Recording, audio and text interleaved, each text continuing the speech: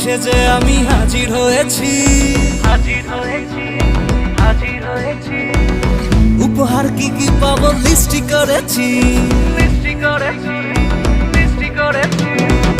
জামাই সেজে আমি হাজির হয়েছি, উপহার কি কি পাবো লিস্টি করেছি।